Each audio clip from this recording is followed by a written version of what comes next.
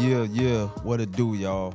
Already know what it is. This is your host, B, And I'm Q the Don. and this is the Key Me Podcast. Listen, man, I want y'all to do me a favor because I be checking the Instagram, and I really want y'all to really connect, man, as our listeners. Y'all really important to us. A lot of things that we do kind of behind the scenes, even up to date episodes we post on Instagram. So I want y'all to check it out. It's Keemy_podcast.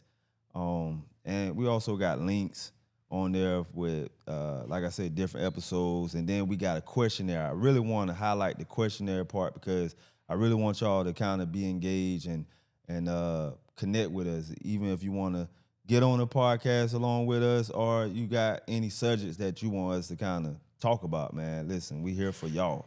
With that being said, man, Q, how everything, brother? Let me see.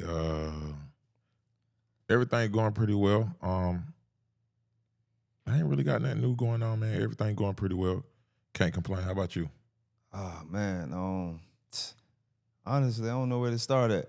I'm gonna tell you, man, one of the struggles that I'm having right now is navigating parenthood with my daughter, and I'm gonna tell you one, and my son too as well, man. I ain't gonna exclude him because he he can be a little knucklehead, but man, I'm gonna tell you having a daughter, right? Mm-hmm. And you know how you was as a male growing up, and then you kind of see your daughter kind of going through the same thing, but you get to see the other side of it. That's tough. Yeah, man. So That's it's tough. one of the toughest thing ever, man. Just kind of navigating and not, come at her from a judgmental place, you know what I'm saying, but just having a conversation and trying to not be so aggressive and come at her in a certain type of way because again, I didn't kind of show her the ropes. I'm like the cheat code. Mm-hmm. You know what I'm saying? For as a male giving her insight with men, but once you kind of fall in love, you know what I'm saying? Everything go out the window, yo. Man, I'm gonna be honest though. Shout out to all y'all parents, man, because I think that's one of the hardest things to do because you don't never know if you're doing too much. You don't know if you're doing enough. And then, the way we grew up is a little bit different than the way they grew up. So, like, trying to find that healthy balance, and then it ain't no playbook. What worked for one parent and their kids might not work for your kid. Right. What worked for one of your kids might not work for the other kids. So you got to be able to just fine tune for each situation. So I shout out to y'all, man. That's something that I think is very tough. Sometimes you don't know if it gonna work until they get it. Because again, a lot of times, like, I identify certain struggles I had when I was growing up, right? Mm-hmm. So my daughter, and I identify certain things within her moms. Me and her moms ain't together. So, you know what I'm saying? And it been like over 18 years ago. But, basically, and my daughter stayed with me, you know what I'm saying? Mm-hmm. And so, and she been staying with me for the last few years. So, a lot of things, I got a chance to kind of really zone in on her about certain things and stuff like that from a man perspective. Mm-hmm. But also it just been, it really been kind of tough though. But the thing I really want to highlight is the fact that, I identified that she struggled with certain things. And you allude to it in our group chat with boundaries. You know what I'm saying? Creating healthy boundaries and stuff like that. And and that's one of the things she struggled with. And so ironic, I struggle with that too as well, you know what I'm saying? And I, like I was saying, like I was able to kind of help her navigate through that. And it's always going to be a constant thing. Like I told her, it's one of the things that ain't going to never go away, you know what I'm saying? Like creating boundaries with people, you know what I'm saying? One of the first things for your sanity, because if not, like a lot of times, sometimes she get burned out and then she go in her room and then, you know what I'm saying? She be there for about 10, 12 hours, you know what I'm saying? Just, right. Because, she be in performing mode for other people. And, it's one of the things I told her, help with. But when it comes out of a relationship, and my son, he's so smart to say he's so young, you know what I'm saying? He helped me. I mean, even though we kind of been through that lane before growing up, but he was just saying like it's a pressure with young kids, man, with like, you know, having somebody, you know what I'm saying, having a boy, you know, if they ain't got nobody, then they kind of, you know, is bored, you know what I'm saying? With young kids? Yeah, with How old young is he? kids, huh? How old is he? 13. But he So would just explain it to me like from they been like he's seriously dating? Like they're thinking they should have somebody. I'm asking because I and, really don't know. yeah, in order to, I guess for them, you know what I'm saying, I guess to pass time by, you know what I'm saying, or when you in school, like say for instance, somebody see you talking to somebody, you know, for a long time, oh, y'all must be dating, and then he was like, you know, most of the time they get pressure into like being with a person ain't really nothing. You know what I'm saying? Would you? But then they get a little different in high school because you got like that peer pressure.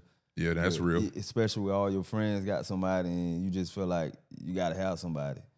You know what I'm saying? That it's kind of crazy to me because this it's crazy in the generations because we didn't feel that pressure. Like we talked to people, we had girlfriends and stuff, but it was just because we wanted to. It wasn't no social status. It wasn't nothing major. It didn't mean nothing. Like it wasn't no thing with like at 13 years old you kind of got to have somebody that solidifies something. Like we just did it because at that point in time you're a young male, you're a young female, you're interested in the opposite sex.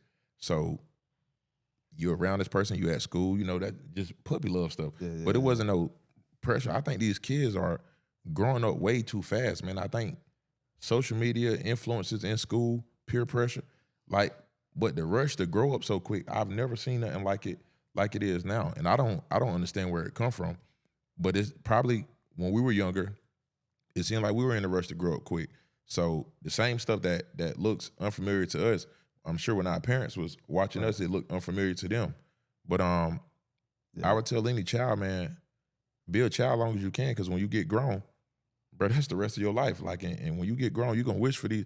Man, you'll be surprised how many times we sit around, like we might be in the hood or something, like talking like, boy, we used to do this, boy. The kids today, they don't remember this, boy. We used to have fun. We used to boom, boom, boom.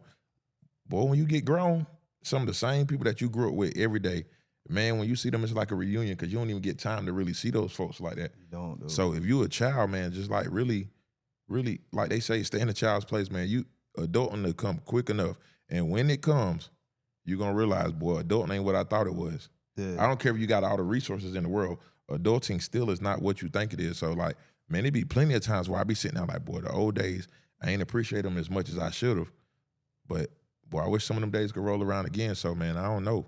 These new, like I said, the new generation, they're a little bit different. It is a lot. It's a lot different. So yeah, that's kind of part of my little, you know, thing I had going on for this week, really, over the weekend. But yeah, like that's really it, man.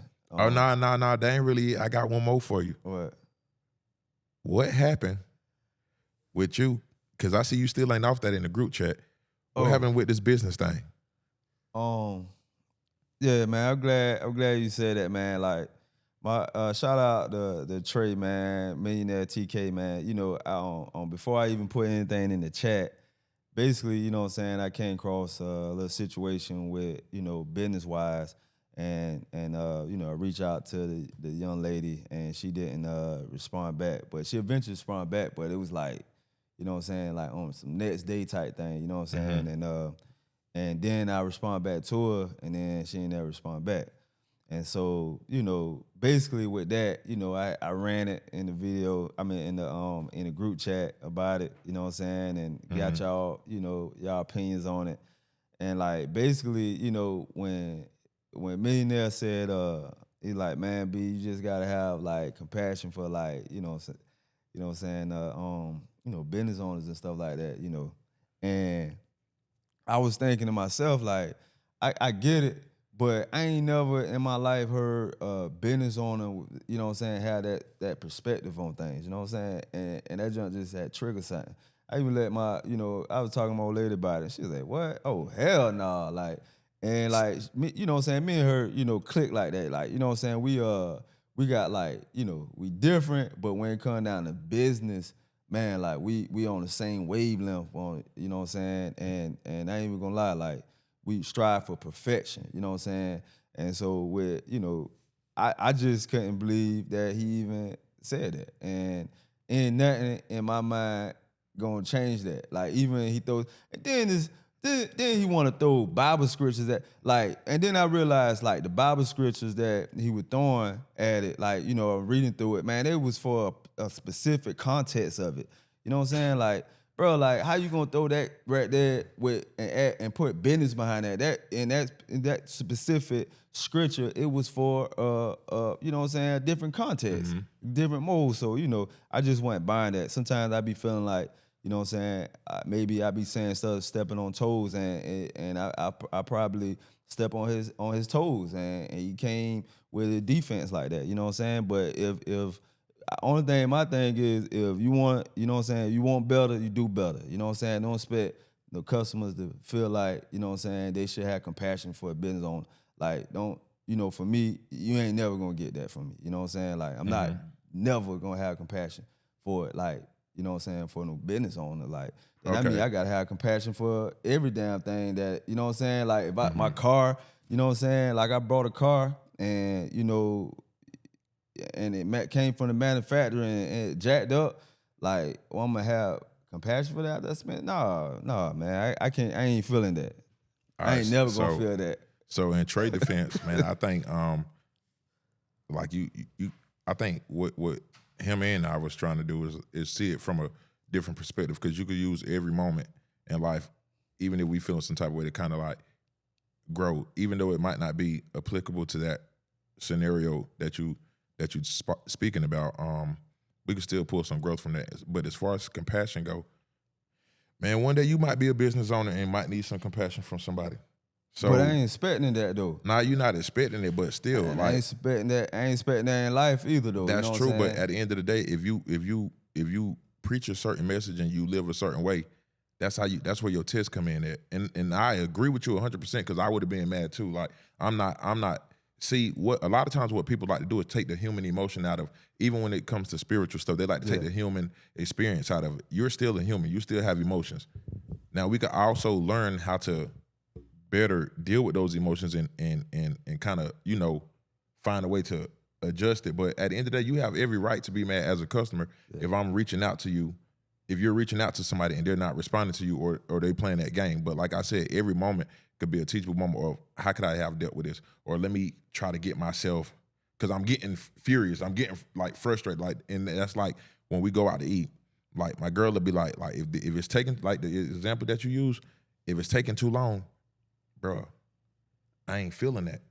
Like, I'm not feeling that. Like, especially when you make eye contact with me and then you look away, like, I'm getting mad. But also too, that's when I have to check myself, like, yo, be patient. You don't know what they got going on in that back. You don't know if they short-staffed. You don't know if they got the right amount of food back there, if they inventory is right. So if it's that displeasing to me, I need to get up and leave. Yes, that's an inconvenience. Yeah. But sitting up there mugging somebody, for me, at that moment, ain't gonna do no good. That's when I have to take a self-observation, like, okay, let me find something else to put my mind on besides me waiting on this food. And I get that part. And let me clarify some stuff, man.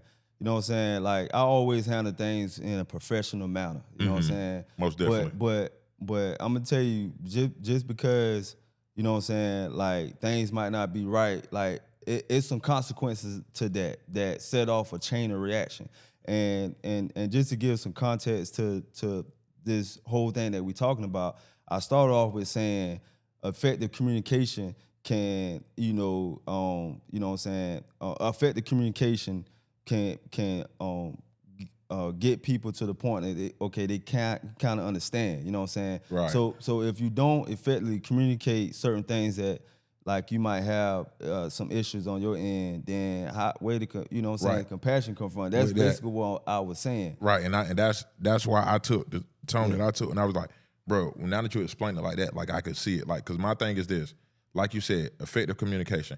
If you are backed up, give me a chance to have compassion for you by letting me know what you got going on, because now with that lack of communication, now I'm not knowing what you got going on. So now it feel like now you, like, bro, like, what you got going on? Like, okay, if you say, if I'm ordering a cup from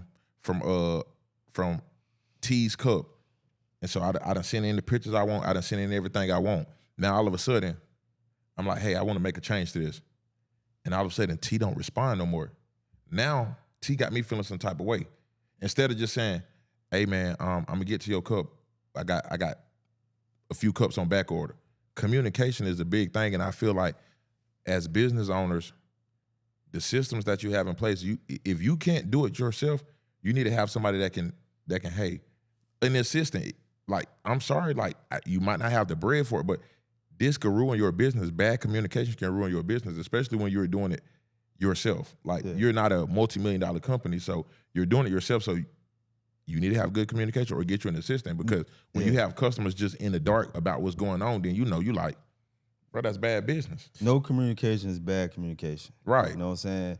And so that's basically how all that kind of came about. You know what I'm saying? No communication lead to me overly thinking, creating anxiety in me, and then be like, you know what? I'ma just, and you know, it is a great spirit. You know what I'm saying? I agree. You do give people great spirit. But man, like at some point in time, I don't know how many great spirits you can give. You know what I'm saying? Can I chime in here? Yeah. You can chime in. Absolutely. Like, no, as a business owner, you know what I'm saying? Just real quick. Like, we got to be okay if our customer isn't okay.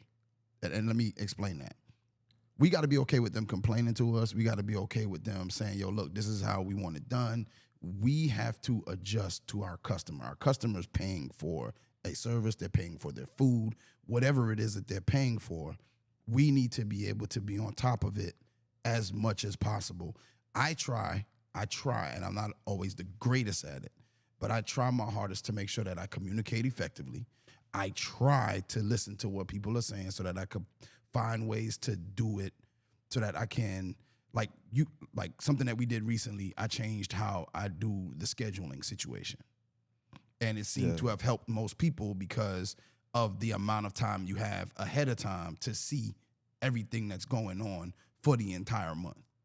But that's from people saying, hey man, we can't wait till the last minute. We can't wait till this. We can't wait till that. So I could get mad about people complaining to me and being like, this is how I always do business. This is how I've always done it. Or I could adjust, monitor, and adjust. And I think that especially in this area, in Florence, for some godforsaken reason, businesses want grace on things you shouldn't get grace on. Businesses want grace on things you shouldn't get grace on. Yo, like if you don't have this item, it's something called, I worked in the restaurant industry, it's something called 86 in it. That means the cook says we don't have the items to cook this thing. Hey, tell the servers there's an 86 on spinach dip. Okay, cool. So the waitresses know when they come into work, we don't have spinach dip. So when the customer says, hey, I want to order spinach dip, they go, oh, that's 80. I'm sorry, we don't have spinach dip. Would you like something else? Rather than ordering the spinach dip, waiting 20 minutes to come back and tell me that you ain't got the spinach dip. Yeah. You know what I'm saying? So That's true. We as business owners, you have to be proactive. And it's not saying that you're going to alleviate a bunch of the issues, but we got to be okay if a customer ain't okay and he's telling us he ain't okay, or she's telling us he ain't okay. And then we got to monitor and adjust and figure out how we're going to make it better for them in that moment. Because guess what you can't do? Sure. You can't eat the food and pay for it later. They ain't gonna give you no grace if you ain't got the money to pay them for the food. That's true. But you want me to give you grace as a business because you not doing what you supposed, what you don't want to do, or what you are not good at doing. Well, then get out of business. If you don't want to deal with customer complaints, get out of business. Because everything ain't personal. If I came here to eat, I want my food in a reasonable time. I want the food. Because you're not about to take it off my bill, especially if you bring it to me late. The majority of these places here in this area are not going to say, hey, I'll take 50% off. They damn sure ain't going to take 50% off. They might give you 15%. You're right. I'm telling you. And then you're not going to take 50% off when the lowest thing on your damn menu is $40. And you screwing up trying to get me my food. You know what I'm saying? I'm not going to say the establishment, but I went somewhere and I ordered a Tuscan chicken pasta, Alfredo. I already know. And I ordered a spinach dip. I was there maybe 45 minutes. Lady said, "Hey, you ordered a Alfredo?" I said, "Yeah." She said, "We got the Alfredo, but the spinach dip ain't ready yet." After 40-something minutes. Yeah, how is the spinach dip? Well, And that's the appetizer. and I said, "Ma'am," I said, "How is it? How is that done?" Well, they just found out that they don't have the stuff to make the spinach dip. What? So do you want somebody's gonna go to the store and get the stuff and come back and make it? It's gonna take about 20, 25 minutes. Y'all could keep that. Just take that off my bill. Let me just eat this pasta. Thank you very much. I appreciate it. Bro, that's ghetto. That's ghetto. I'm sorry. That's why I won't say the business I went to, but it's the norm in this area. It's the norm. Any restaurant come in this area that stay here for a couple months, it get run down, man. Like eventually, and the service does. And also too, the guy, y'all don't see him, but the guy that was just talking, he's not just talking. Like, I'm gonna tell you something without putting the business out. This guy stand on everything that he just said. That's facts. Anytime we have ever came with a complaint with anything, it has never been a hostile approach by him. Like he all in his feelings, none of that. Anything that we've ever came with, he's addressed it and he's fine-tuned it. And I want to say I appreciate it. Yeah, I appreciate it Because a lot of times in business relationships, it don't go this well. A lot of businesses end because, like he said, a business owner, they want grace and you know, we try to offer grace, but they want grace and then they don't expect to have no complaints.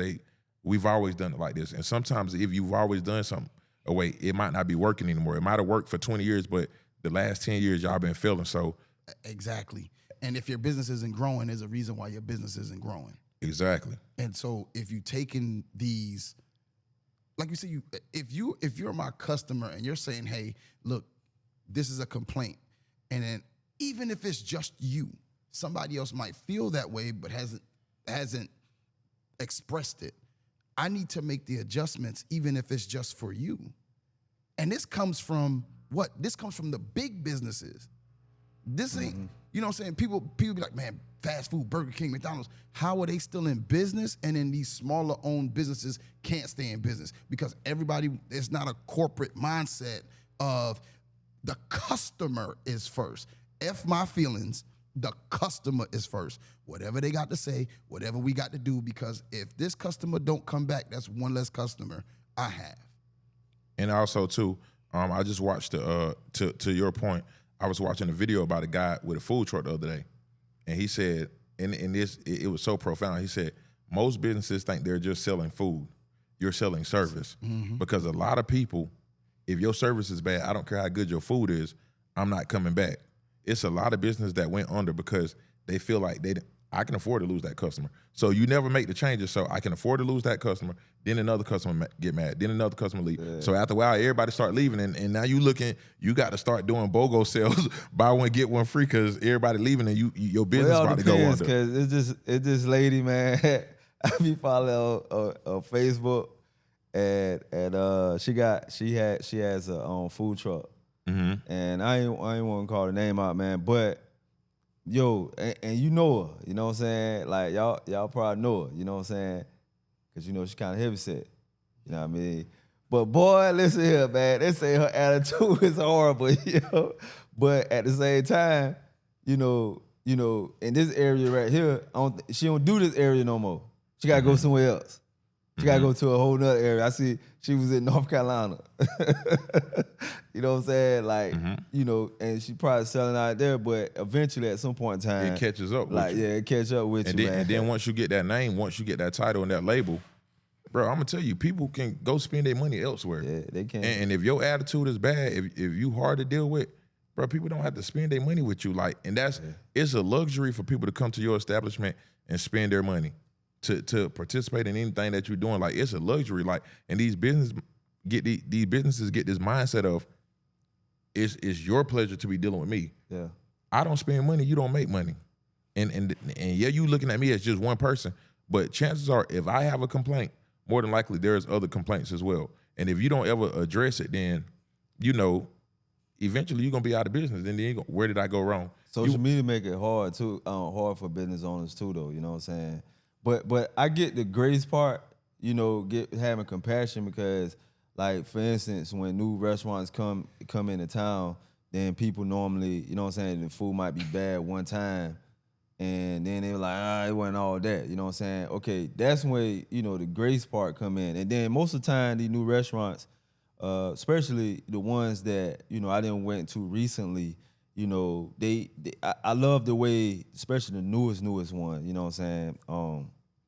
The eatery place, the first of the month. Oh yeah, I You been know hearing what I'm good saying? stuff about them. Listen, man, like, you know, you had some people that didn't like it, you had some people that did like it, but the most important part I want to point out is the fact that how I love their customer service.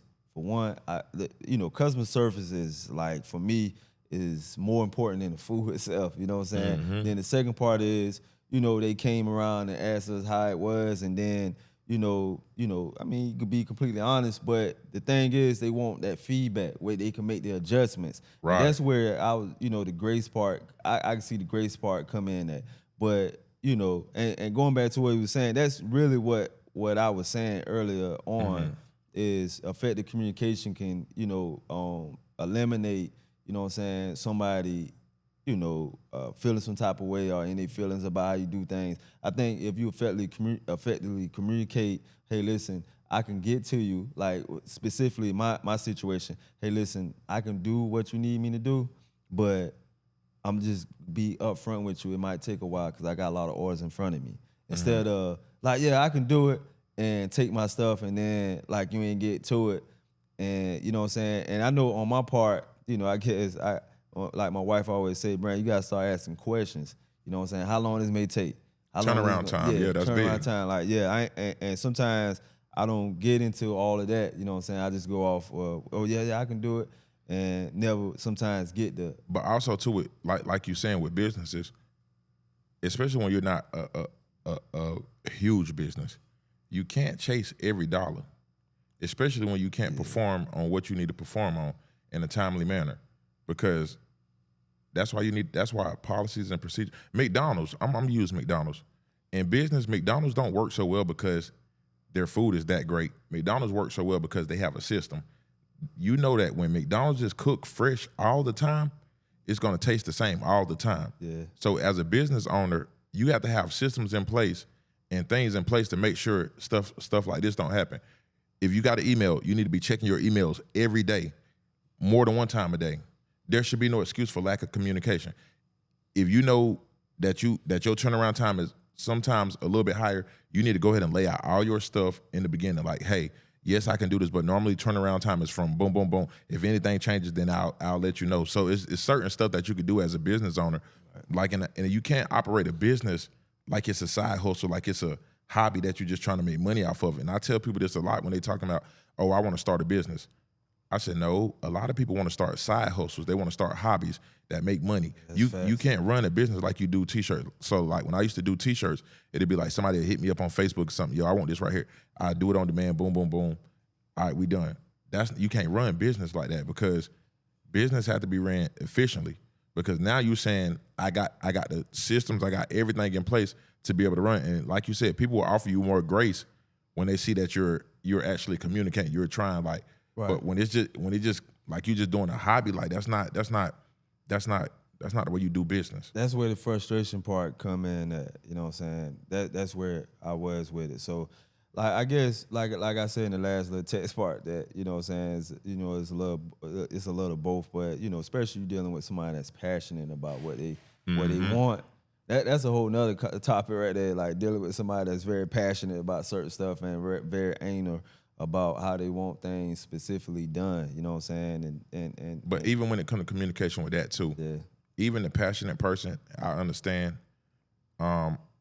Communication is so big because it's worldwide, because no business deal don't happen, no relationship don't happen. Nothing happens unless communication is there. So even if you passionate about your stuff, and I'm not talking about you because I'm sure that you know how to conduct yourself. I've done seen you conduct business, but even if you're passionate, the communication still has to be a certain way. That's why I think like a lot of people lack on that communication thing. That's in relationships, jobs, that's everywhere. Like communication is a thing I don't even know how you would teach mass communication, but a lot of people need to go back to the drawing board when it comes to communication, because a lot of people don't know how to communicate. Like body language is part of communication.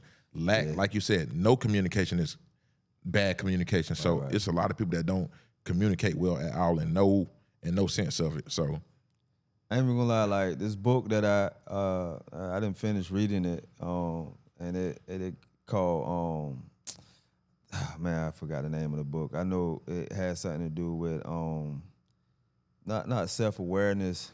Oh man, what the book I was talking about? It had something to do with bro, I'm gonna be honest. emotional intelligence. Yeah, because I was saying, but we talk about so much in that group chat. Having emotional intelligence, and sometimes you don't really realize how having a high level of emotional intelligence can really move the chain forward for you in your life, and also include on better your communication with people from an individual perspective and from a mass perspective. Break that down for me, though. People. Break that down. Like, what you mean by that? Like how having emotional intelligence. How it moved the chains. Oh, because you get to show all the what I'm saying, like empathy, and when you kind of communicating with somebody, you just kind of you listening more. You know what I'm saying. Now, and before you get to the empathy part, like whatever individual saying to you, whatever they need, whatever they communicating, like you listening to them without having the notion to respond. You know what I'm saying? So sometimes people hear like listen to people, but they hear people, but they ain't listening to what they saying. They basically ready to respond based off of whatever answer they got in their head before they even listen to the individual. So having that key eye contact with a person, understanding them, you know what I'm saying, what they saying, what they communicating, and then re-verbalize what they saying, and just kind of go in more details, like like even with de-escalating situations and stuff like that, especially if you in a leadership role, knowing how to de-escalate certain situations, understanding both parties and stuff like that, and it just kind of you feeling your way, but it basically you really in the moment when you talking with somebody, you know what I'm saying, and from the moving the chain part, it just kind of help you to articulate what the person's saying, you know what I'm saying, and executing. So, do you think that good communication can be taught? Like, Yeah. How would you, just for instance, how would you teach good communication? If you're a leader, you got two people that's under your, I don't want to say supervision, we're not no animals. You got two people that's under your leadership that's kind of having a little spout. How do you do communication with that? Just basically, well, first you just gotta, you will have to be stern, you know what I'm saying, the situation, like eliminate, you know what I'm saying, like, nah, stop, you know what I'm saying, this is what we're gonna do here, you know what I'm saying, I'm gonna hear this person's side, I'm gonna hear your side, and then we're gonna come together and, you know what I'm saying, and see what's going on, because most of the time, when somebody having a disagreement because it's miscommunicated, you know what I'm saying, what's really going on, you know what I'm saying? And when I say miscommunicated, like nobody ain't listening to nobody. And you can tell when somebody, like even within my marriage early on, like me and my wife used to shout at each other, but we ain't never, we wasn't gaining nowhere, you know what I'm saying? We left the situation like mad, she mad, with no clarity, you know what I'm saying? So basically, teaching people to, you know what I'm saying, okay, all right, this is what we're gonna do. We're gonna hear this side, we're gonna hear your side, and then we're gonna come to a common ground. You know what I'm saying? And a lot of times, your posture gotta be a certain way. You can't be overly aggressive and stuff like that. You just gotta really realize the individual, like how they are, the characters and stuff like that. You know what I'm saying? All of that really play in the factor when you really trying to de-escalate something and just kind of calm everybody down. Now, they might not agree, but you ain't trying to get into agreement. You just really trying to get them to understand each other's perspective, and then, like, okay, what we gonna do now to move forward? You know what I'm saying? But, like that book, I just finished that book, man, and I ain't really had bad issues with, well, yeah, I did. Early on, like I had some issues with communicating. And communicating, starting off with at home, communicating to my spouse, man, like that really, and communicating to my kids, you know what I'm saying, and getting them to kind of open up about different things, even that still be a struggle, but like that book helped me to understand just to sit still, being in the moment, just be there in that present moment right there, and then just listen what that person's saying and understand what they're saying. Like not be like, well, this is how I feel, you know what I'm saying? But nah, like, okay, I understand where you coming from. So basically, like, because a big point of what you're saying is the listening part, and like being slow to speak. I think we in the culture now, we're like, everybody want to have the last word, everybody want to say something, but being slow to speak, sometimes a soft answer turn away wrath. But I think that's like scripture right there too. Yeah. That's definitely Bible now. Both of everything you just said, like being slow to speak. You know what I'm saying? I don't know. I think that's in the book of James. And the last part you just said. Yep, that's definitely where I got it from the word. I don't know exactly where it's from, but I think like what you're saying is very important, because I know a lot of times we get into self-preservation mode. Somebody coming at you, oh no, I'm about to defend myself. Right. And that's natural to want to defend yourself.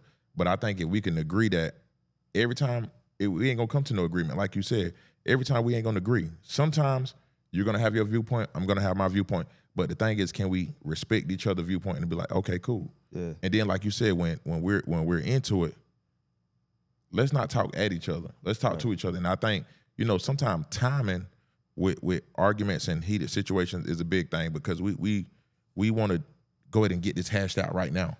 Mm-hmm. Sometimes hashing it out right now ain't the best option. And don't go to sleep with it on you.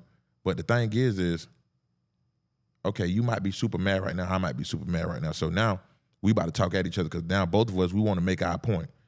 We're not being slow to speak, so we just, boom, we spewing out stuff. We in self-defense mode, so I'm going to defend myself because I'm already mad and I feel like you coming at me. If we could ever just get, and that's basic stuff. It's way deeper than that. Like you said, body language, that all that stuff plays a huge part. It does, man. And the last little part I want to add in with that is, 9 out of 10, most of the time we take it personal when somebody coming at us a certain type of way, but really, like, the person, because, like, say for instance, I'm a passionate person sometimes, and which that passionate turn into my energy, my posture, like my tone and everything else. But and I'm saying all this because my wife be like, Brandon, like, your voice just went up. But you know what I'm saying? I'd be like, right now I feel like I'm at a 4, you know what I'm saying? But she be like, nah, your voice just went up. And so that plays a major part. And I know a lot of times people be like, dang, like, I got to change for people and stuff like that. I just think it's just being more, being effective with your communication and also tone and everything else, man, like, that matters. Like, can you imagine somebody, like, I remember I read a book with one of TD Jakes books, man, and TD Jakes books, I can't even think of the book name because I ain't even read it, the whole thing, because the very first page, I ain't hardly got past the introduction part because he was putting all these big words in there. I gotta get my dictionary and then be like, hey, what is it? What is this? And I just think that understanding your audience, you know what I'm saying? Now, like, most common people don't really know them big ass words that you put in this damn book. You know what I'm saying? And then, like, with him being a Bible person, he should know the Bible say rightfully divide the word. Like, I think it might not be those exact words, but basically make it where anybody can understand. Anybody you can don't, understand. You don't want to talk over people's head, like, because for one, it start making people mad. Yeah, it start making people feel some type of way, and now they're not receiving what you're saying. I don't have to use these extravagant words to get you to understand the point, because if we break it down in the simplest form, it's gonna dawn on me a little bit more than me having to stop, go look in the dictionary, then try to figure it out. So not talking over people's head is a major thing too. Yeah, that basically really, man, just go back to what we was talking about, like, just effective communication plays a major part in all aspects of our lives, man. Like, when you think about it, like what you said earlier, and I absolutely believe that it can be taught. You know what I'm saying? It can be taught. Early on, especially with dealing with the youth a whole lot, man. Like, you know what I'm saying? Like, I'm gonna tell you how my dad did certain things, and like, okay, how he communicate. So my pops had 3 boys, 3 sons. You know what I'm saying? And so his approach was for him to be aggressive towards us, even with his words, his verbiage, and everything else, because he was trying to establish a level like how lions do, you know what I'm saying? Like, this is my kingdom, you know what I'm saying, in a sense. But really, he ain't really took all that, you know what I'm saying? And a lot of times, okay, like with the youth that we have now growing up, like what I realized, like with mentoring the youth, man, like if I have that type of attitude, aggressiveness, you know what I'm saying, towards them, they're gonna push them out into the streets, man. Sometimes you got to be kind of opposite. And we do have a young man, a couple of young guys, man, that come into the group. But this one specific one, man, he come in there with he just angry and you know what I'm saying. He just come in like he got an attitude like and I don't know what he suffered with in his personal life, man. But you know my tone, my posture, even me. One day I said, man, come here, man. Come here. You know what I'm saying? I tried to hug him. He didn't want no hug, so I just went over there, not in a forceful way, but man, I said, man, it's gonna be all right, man, for real. He said, you're gonna be all right. And I hug him, you know what I'm saying? And for a split second, I felt that, like the release, his energy, you know what I'm saying? Like it just kind of like, at first he was like this, and then when I hug him, I said, it's gonna be all right, bro. Come on, it's gonna be all right, man. And then his shoulders went down, like he felt that releasing. So it just communication, body language. Yeah, that's why I say all of that matters, yo. All of that matters, man. At one point in time, I thought none of that really actually mattered. It mattered, and then even to your point about the young man, you'll be surprised at how these younger guys. I don't know where it happened at, why it happened, but a lot of them don't feel love. They never have felt love. And like I was listening to a young boy one day, and he said in the song, I just want to be loved. Like, you will be surprised what that hug, what y'all do for those guys, even though it might not seem like it's reaching anywhere, it probably goes a place where you wouldn't even think, man. So like even though sometimes, you know, doing the stuff that you do can be discouraging, man, keep it up, man, because some things you have to chisel away at. Some things don't just come off by in a day, 2 days, a week. Some things, man, you just have to chisel away at. That's a major point right there, boy. Because some days it look like we be relapsing. Like some weeks it look like we relapsing. Like, you want to know what's crazy about relapses, bro? I was for my job. We went to a simulation. That's like where you kind of like put yourself in the shoes of somebody. But this simulation was for drug users. I'm not gonna say addicts. Drug users. They said those people normally relapse like 9 or 10 times before they get clean. And during that fight, a lot of them end up fighting alone because most people stick with you for 2. Your mom and them, you know, close people, they stick for you about 3 or 4. But after that, everybody lost faith in you. So you end up fighting this thing alone. So even though it seems like those guys are relapsing, stick with them, man. Yeah. Don't let them guys fight it alone, man, because what y'all do really matter. And y'all will be surprised that if those guys live a long time, if their stories is ever told by them, the impact that y'all had on those guys' life, man. Because like I said, a lot of young males don't feel love. I'm not saying nobody don't love them, but they don't feel it. I don't know why, but that's just how they be feeling. Yeah, I don't even know man, it just made me think about, man, this one particular church I went to when I was in my early 20s. And, you know, this specific pastor, man, he used to be like after church, he always like, Brother Brandon. He's like, how you doing? And then he used to be like, I love you now. And I ain't know how to say it back. I ain't even know how to receive that. You know? Because listen, you know, growing up in our household, it's like when them words ain't never been spoken. And I never, honest God truth, never heard that from a man telling me that he loved me. And it almost felt like it was kind of like made me felt funny, man. I don't like know, I'm gonna be real, that major pain when little buddy hug him.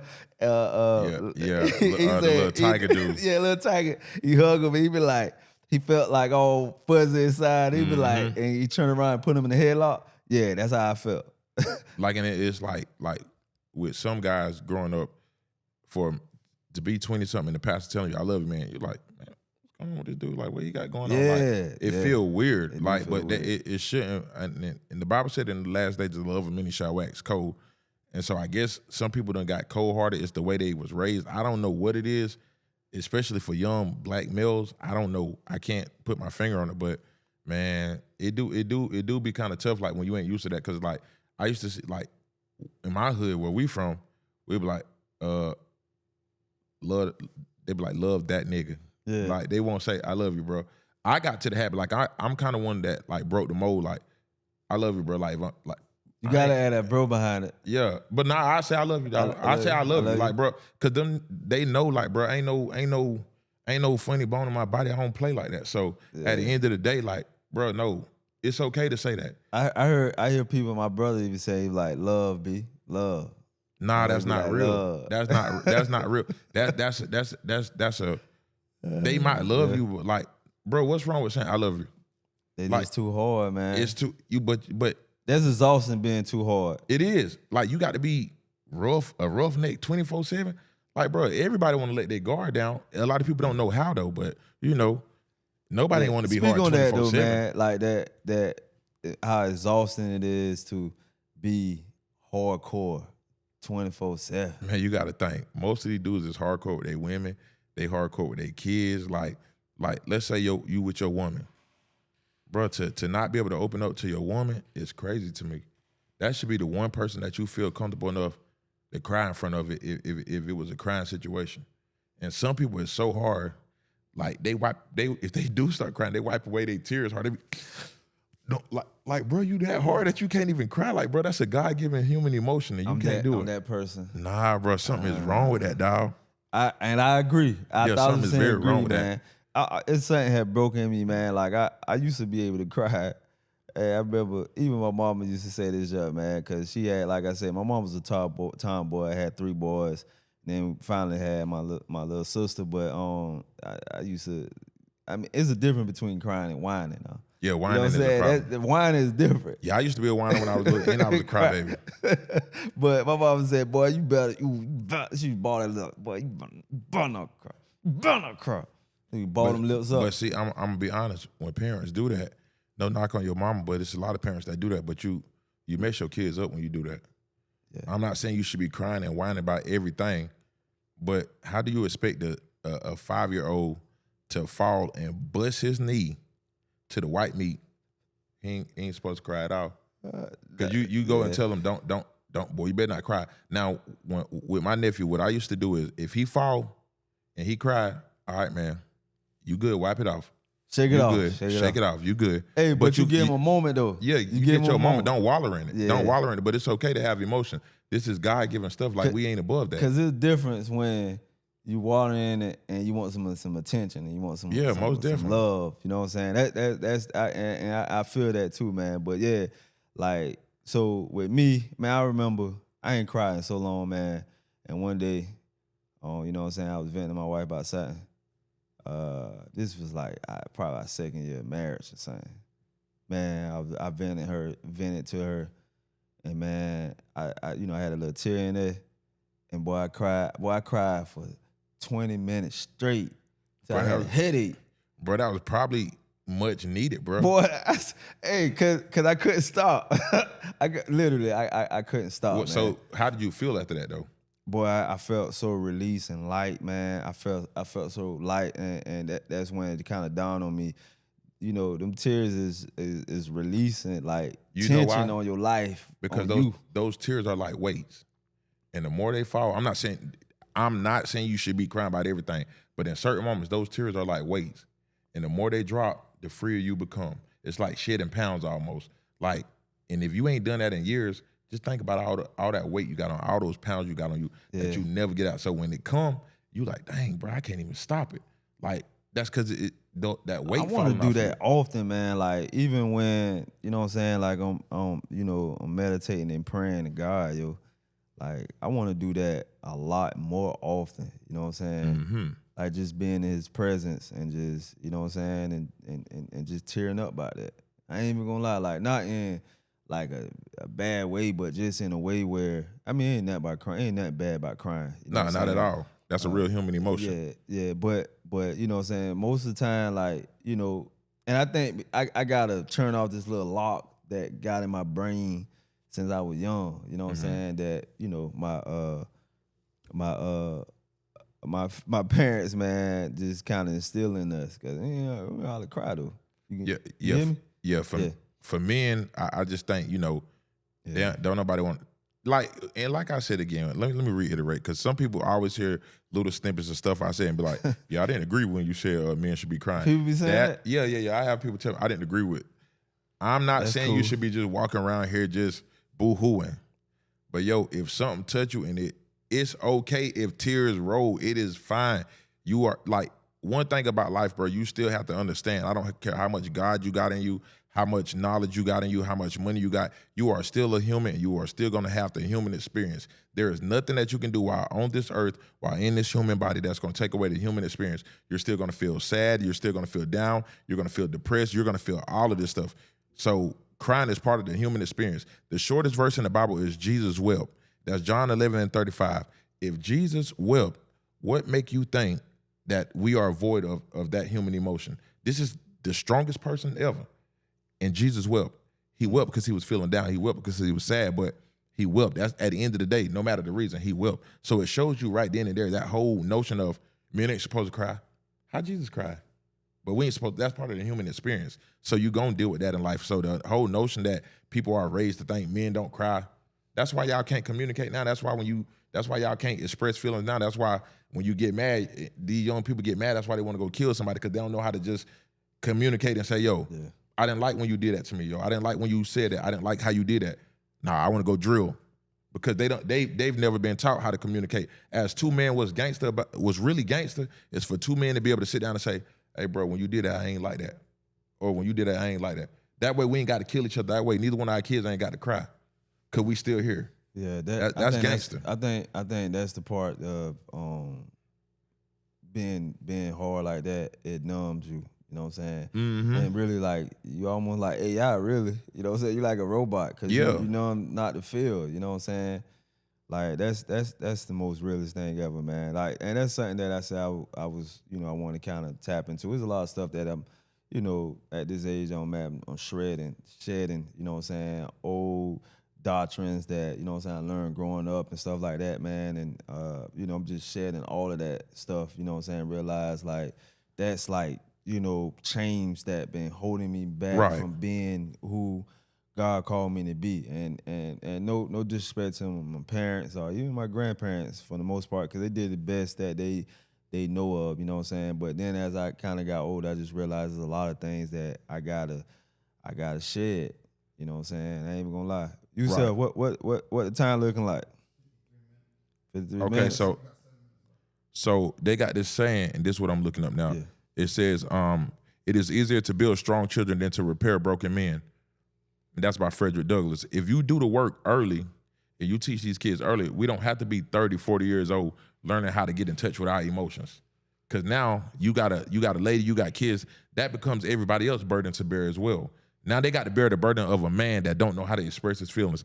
They got to bear the burden, a wife got to bear the burden of a husband not knowing how to say he felt some type of way. The kids got to bear a burden of their dad not being emotionally available. That's why you do the work when you're young. And because we got so little bit of time left, there's something that's really been pressing in my spirit to discuss. Lately, there's been a wave of like depression and like people just going through like mental battles. And so today, well, before today, but I was looking at these things, and the Bible says, for we wrestle not against flesh and blood, but against principalities, against powers and rulers, against rulers of the dark world. It's been a lot of spiritual warfare going on, and people being so depressed, so down, anxiety, and it's just, you look at the state of the world, you look at all the stuff that's going on, and we just thinking like, it's just something. No, bro, this is spiritual warfare, because the Bible also says, when the spirit of the Antichrist shall come, it shall mess with the saints' mind, it shall mess with people's mind. Like, and it's a lot of people that's going through mental battles and all of that stuff. Y'all, go get help. It's a lot of people. I've talked to people, no lie, this week that said, yo, they were at their wits' end and they felt like giving up and they felt like being done. Man, get y'all some help, y'all. Y'all, like, we got to quit talking about therapy if we're not going to go and do the work. Y'all got to go get some help. We get it. And then also, too, get with some faith-based people. Get in your word. Start praying more, like really, and stop saying these cutesy prayers like, Lord, thank you for waking me up this morning. Like, that's all well and good. That's all great. Talk to God about what you're really going through. Talk to him about your mental, where you're trying to get to, but seek help, y'all. Like, because we really, I've never seen depression like we seeing it now. And a lot of people, you got the older generation, the older people that's, this new generation weak. It's a lot of older people going through depression. Not the people that I'm talking about ain't no 20-something-year-old people. It's 40, 30, like late 30s, 40s, 50-year-olds really going through some stuff. And part of that is this, and this is what I want to hit on, and you hit on it earlier, but I still wanted to save it. People pleasing, boundaries is such an important thing, because I feel, and I told the people that I was talking to, I feel as though a lot of those problems are because you are letting parasite spirits latch on to you. And the crazy part is if you should die, that parasite is going to find somebody else to leech on. Setting boundaries with people don't make you mean. It don't make you hateful. It don't make you none of that. It just says, I love myself enough to not put everybody's problems on me.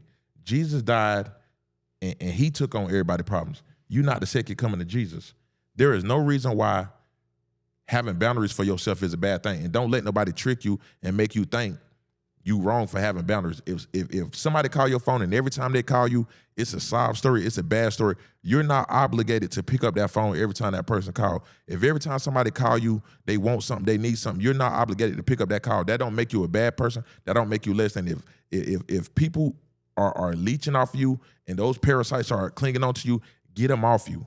There is nothing wrong with saying, I love myself enough to get my peace of mind, because that is something that you cannot buy. I don't care how much you shop. I don't care what you do, because one thing about your mind being captive, you can go somewhere, that mind is still with you.